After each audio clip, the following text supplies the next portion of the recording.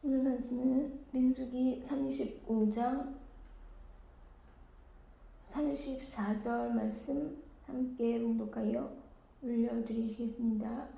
너희는 너희가 거주하는 땅, 곧 내가 거주하는 땅을 더럽히지 말라.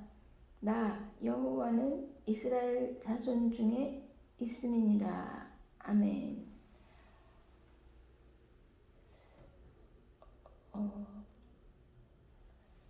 이제 하나님께서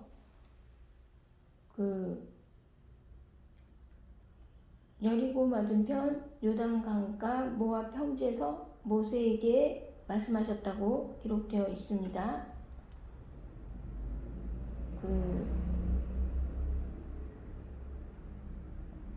이스라엘 자손이 받은 기업에서 레위인에게 거주할 성읍들을 주게 하고 또 초장을 주게 하는 것입니다.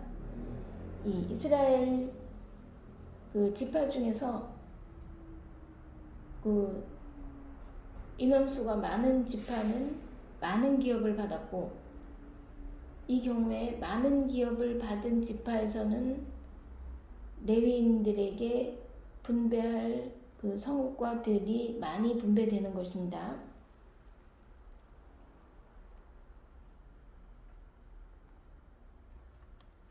그래서 레위인에게는 기업이 없다고 되어 있는데요.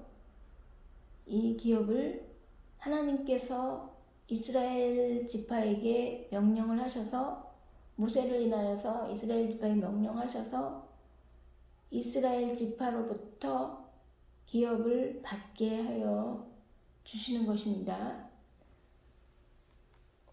이스라엘 지파는 모세의 명령을 따라서 하나님께서 자기 선호성을 대로가 아니라 제비 뽑기를 해가지고 인원수에 따라서 기업을 분배하게 이렇게 되어 있습니다.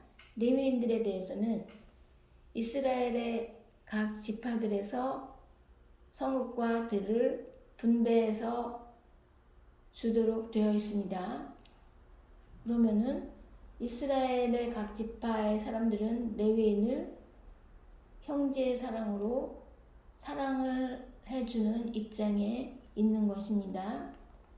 레위인은 형제의 사랑을 받는 입장에 있는 것입니다. 레위인은 자의적으로 자신이 기업을 받지를 못하면서 이스라엘 백성들로부터 형제 사랑을 받는 입장만이 되어 있는 것입니다. 이때 레위인은 좀 미안하면서 비굴하게 느껴지는 이러한 느낌을 받을 수가 있는 입장인 것입니다. 정정당당하게 하나님께서 모세에게 명령하셔서 지파의 기업을 받는 것이 아니라 정정당당하게 받는 기업은 받지를 못하게 되어 있습니다. 그리고 레위인이라서 이 세상에서 기업이 없기 때문에 이스라엘 각 지파들에서 형제 사랑하는 마음으로 분배해서 이렇게 기업을 주는 것, 이것을 받도록 되어 있는 입장이 레위인인 것입니다. 그럼으로써 레위인은 이스라엘 백성들을 위하여 속죄해야 하는 의무가 있는 것입니다.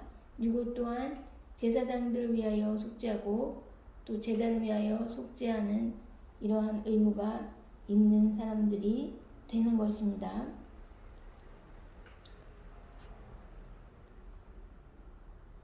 만일의 경우에 이때 성읍이 48성읍에서 6개의 성읍은 요단 이편에서 3개, 또 가나안 땅에서 3개 이렇게 도피성으로서 구분이 되어 있습니다. 이때 만약에 부지 중에 어떤 사람이 어떤 사람을 재우게 된 경우에 이 도피성에 들어갈 수 있게 허락이 되는 것은 판결을 받기 전까지입니다.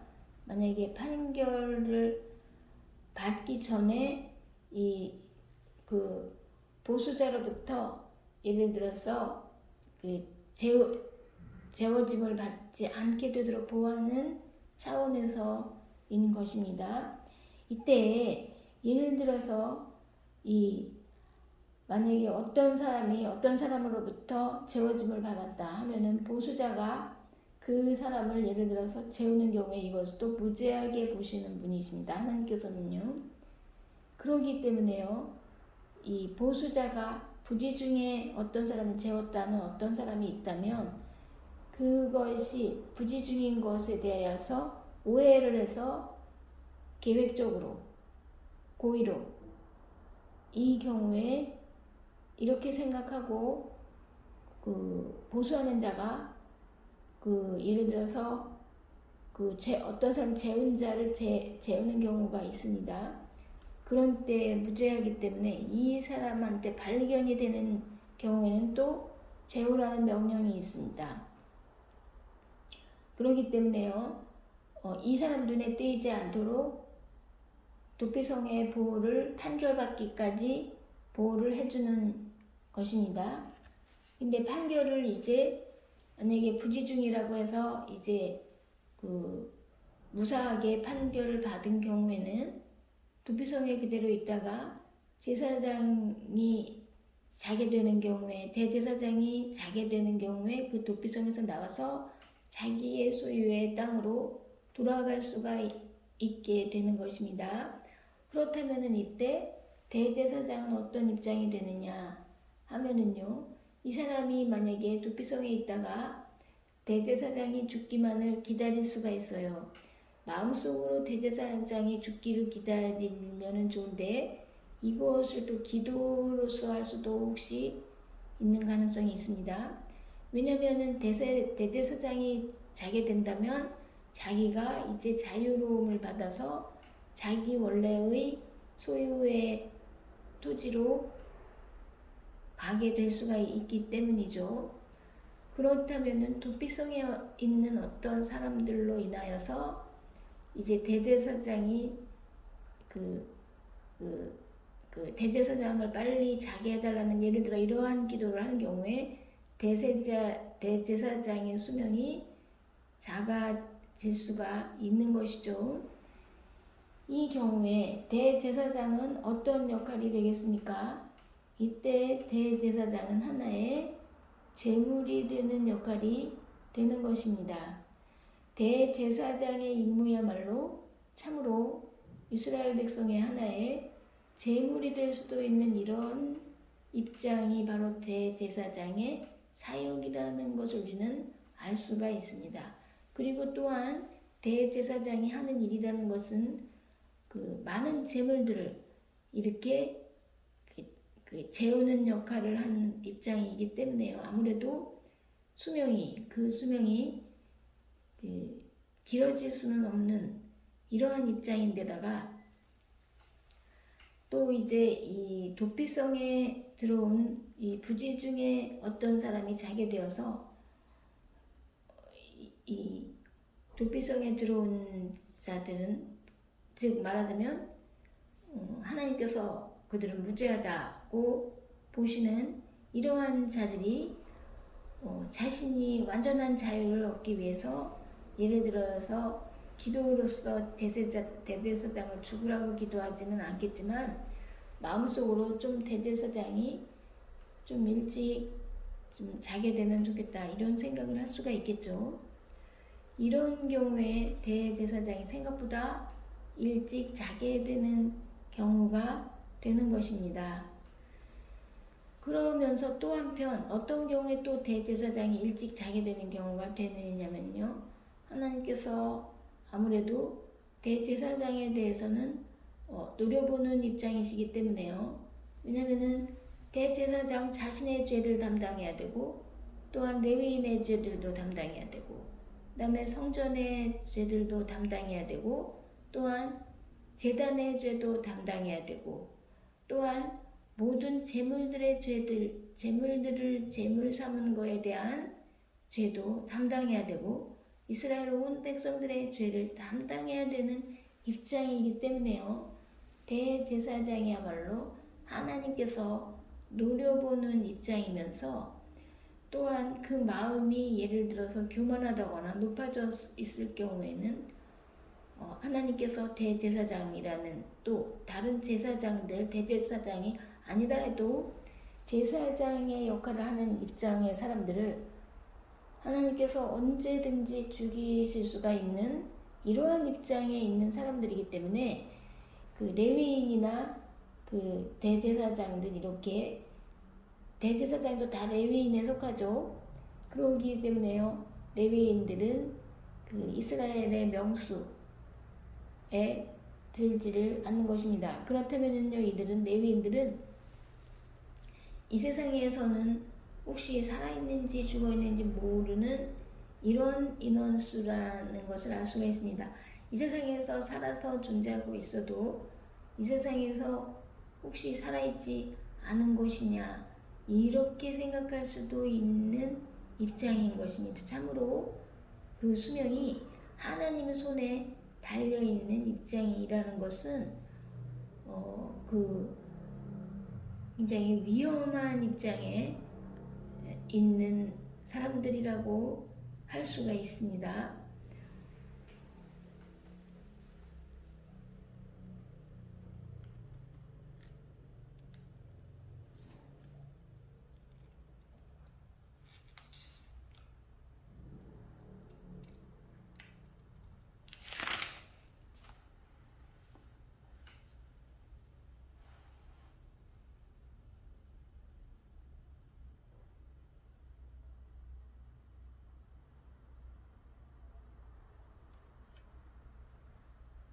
그러나 하나님께서는 기본적으로 레위인이나 또 그 중에서도 특히 대제사장이나 이스라엘 백성이나 기본적으로 이 사람들이 너무 빨리 죽지 않기를 또 너무 억울하게 죽지 않기를 바라시는 입장이시기 때문에요. 그 도피성에 피한 자가 대제사장이 그 죽기 전에는 속전을 받고 자기 땅으로 돌아가 거주하게 되는 일을 금지하고 있습니다. 그래서 그럼으로써 이 도피성에 있는 자들은 대제사장의 수명과 관련이 아주 많게 되는데요. 그러면은 도피성에 있는 자가 억울하게 자신으로부터 어떤 사람이 자신이 고의가 아니었다. 부재중이었다. 의도성이 없었고 계획적이지도 않았다. 이 경우에 부주의해서 예를 들어서 어떤 것을 던졌거나 거기에 사람이 있는 줄 모르고 던졌다. 예를 들어서 무죄하게 이 어떤 사람으로 인해서 어떤 사람이 자게 된 경우에도 무죄하다고 판정을 받는 이런 입장의 사람이 도피성에 있으면서 대제사장을 예를 들어서 아까 말씀드린 바와 같이 대제사장이 빨리 자게 되면 좋겠다 이런 생각을 할 가능성이 있는 사람들이 도피성에 이렇게 많이 있는 거예요. 예를 들어서 생각보다 6개의 성읍에 도피성에 6개의 도피성에 사람들이 있는 경우예요. 그럼 이 사람들이 다 모두들 대제사장이 죽기를 바라는 마음으로 있는 것이죠.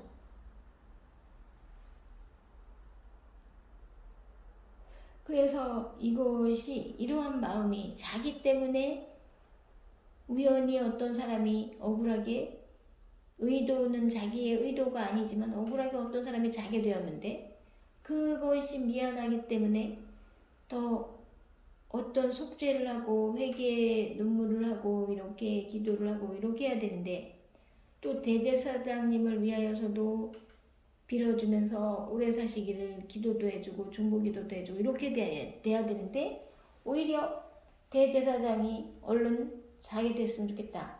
이런 생각을 가지게 되도록 이렇게 이렇게 되어 있습니다. 이러한 경우들에서 하나님께서 어떻게 말씀하시냐 하면은요, 너희는 너희가 거주하는 땅, 곧 내가 거주하는 땅이다. 이 땅은 너희가 거주하는 땅은 내가 거주하는 땅이다. 왜냐면 나 여호와는 이스라엘 자손 중에 있음이니라. 이렇게 말씀을 하시면서 이 땅을 더럽히지 말라는 이 말씀은, 그러니까 고의로 사람을 재우지 말라 이 말씀이시죠. 부지 중에는 그냥 무죄가 되는 것이죠. 그럼 부지 중에 무죄하는 대신에 도피성의 사람이 이 부지 중에 어떠한 재워지는 일이 있는 대신에 도피성에 있는 사람들의 숫자가 많을수록에 이 대제사장은 수명이 점점 작아지는, 왜냐하면 대제사장이 죽어야지 빨리 자신들이 자유롭게 돼서 자신들 소유의 땅으로 가서 자유롭게 편안하게 살 수 있게 되는 이러한 경우,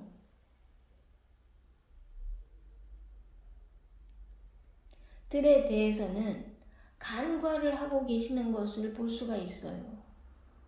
그러면 대제사장의 목숨이라는 것은 누구 손에 달려있는 것이라고 할 수가 있겠습니까? 바로 이 도피성에 있는 사람들, 부지 중에 어떤 사람이 재워지게 된 경우에 보호받고 있는 사람들의 손에 대제사장의 수명이 있는 것이죠. 그럼 이런 면에 대해서 하나님께서는 대제사장의 수명에 대해서 어떤 보장을 해주시고 계십니까? 수명 보장 안 해주시는 것입니다.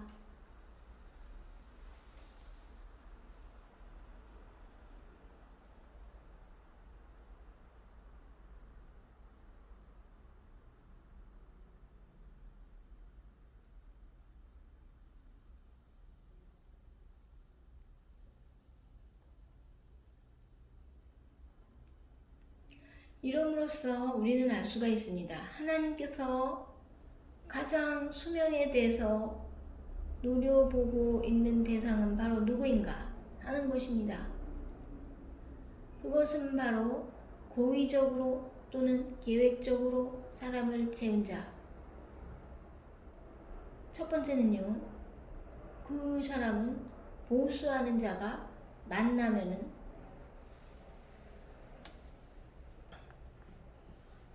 재워도 보수하는 자가 재울지라도 무죄하다. 이러한 법을 만들어 놓고 계시면서 또한 그 다음으로는 이제 부지 중에 어떻게 된 경우에 무죄한 경우에 이때는 하나님께서 땅을 더럽힌 것이라고 생각하지는 또한 않으실 수가 있으시겠죠. 그렇지만 또 그렇지도 않으시겠죠. 고의적이나 계획적이 아닌 경우에 사람이 자게 된 경우에 일단은 땅이 더러워진 거잖아요. 그렇다면 고의적이 아니고 계획적이 아닌 사람이 도피성에 있는 경우에 도피성에 있는 사람을 보호하여 주고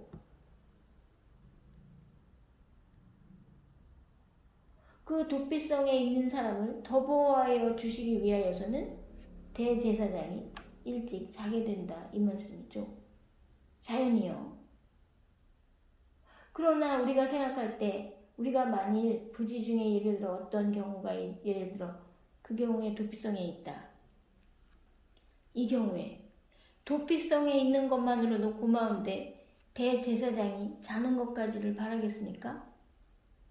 그냥 나는 도피성에 있는 것도 감사한 일이니 대제사장은 제발 오래 살으셔 주시옵소서 라고 기도를 하는 것이 마땅하겠죠. 그러나 도피성에 있으면서 이 사람이 이기적으로 또 어떤 이런 악한 생각을 할 수도 있는 거예요. 대제사장이 일찍 자게 되기를, 나는 자유롭게 되기를. 그런 거에 대해서는 안 나와 있어요. 그러면은 하나님께서 왜 도피성에 들어가 있는 사람을 대제사장이 자는 때를 기준으로까지 도피성에 있어야 된다 라고 정해 놓으셨겠느냐 하는 이 말씀입니다. 그것은 도피성에 계속 있어라, 대제사장이 자는 때까지는 계속 있어야 된다, 이 말씀은 곧 하나님께서 바로 그 대제사장이 자기를 원하신다는 뜻이 되지 않겠는가 하는 생각을 해볼 수가 있는 것입니다. 그럼으로써 하나님께서 가장 자기 원하시는 사람, 첫 번째로는 고의성이나 또한 어떤 계획적으로 이 땅을 더럽힌 자, 그 다음으로 제사장, 그 다음으로 부지 중에 계획적이 아닌 또 고의성이 아닌 어떤 사람을 자게 된 자, 이러한 도피성에 있는 자는 더 제사장보다 더 오래 살기를 바라신다기보다 오래 살아도 그냥 놔두시는 이런 경우를 우리가 볼 수가 있어요. 이런 경우를 생각할 수가 있습니다. 그러면 대제사장은 지금까지 한 명도 고의로성으로 또한 계획적으로 재우지 않았는데, 또 부지 중에 부주의하게 어떤 사람을 자게 만들지도 않았는데도 왜 부지 중에 계획적이 아닌 고의적이 아닌 죄가 아닌 무죄하게 어떤 사람을 자게 만든 사람은 더 제사장보다 더 오래 살게 되는 것이냐, 이 말씀입니다.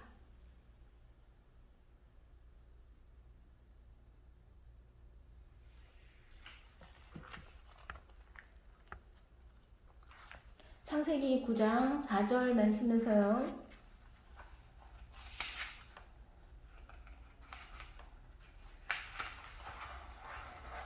너희가 이제부터는 예를 들어서 전에는 너희가 이 씨 가진 열매 맺는 씨 가진 야채들하고 씨 가진 열매 맺는 열매들을 그것만을 먹어라, 이렇게 말씀을 하셨다가 이제 3장에서는 이제 그냥 열매 빼고 3장의 죄들로 인하여서 열매 빼고 너희는 그냥 야채만 먹어라가 됐다가 이제 그 노아 때에 와서 이제 하나님께서 사람들의 악함, 생각이 어렸을 때부터 악함과 또 하나님의 아들들이 사람의 딸들의 아름다움을 보고 자기 좋을 대로 아내를 취함을 보고 그들을 다 재우시기로 결심하시고 이 땅에 폭력이 많음을 보고 이렇게 세 가지 이유 때문에 이 땅을 멸하시기로 결심하신 후에 그 다음에 이제 홍수가 있은 후에 그 다음에 하나님께서 노아가 번제를 엄청나게 많이 드렸어요. 그 다음에 마음을 푸신 후에 이제 이제 이런 거를 먹어도 된다고 허락을 이제 하신 것입니다. 할 수 없는 허락입니다. 그래서 이 모든 이런 3절 말씀에 모든 산동물 너희 먹을 것이 될지라 채소같이 너희는 채소만 먹으라 했었는데 3장 이후로는 채소만 먹으라 했는데 아직도 하나님께서는 너희는 채소만 먹는 자들이다 이렇게 인식을 하고 계셔서 사람들을 참 식물성 아주 순한 사람들로 인식하시는 경향이 있으십니다.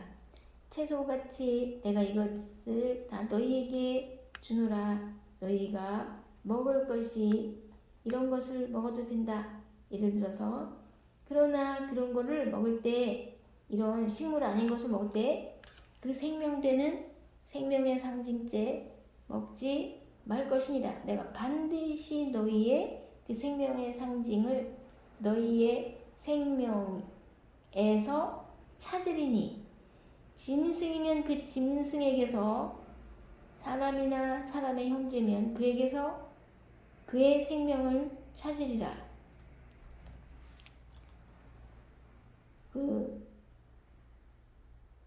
다른 사람의 예를 들어서 어떤 생명의 상징을 어떻게 하면 그 사람의 생명의 상징도 어떻게 될 것이니 이는 하나님이 자기 형상대로 사람을 지으셨음이니라. 이렇게 말씀하시고 계셔서 그 짐승도 마찬가지죠.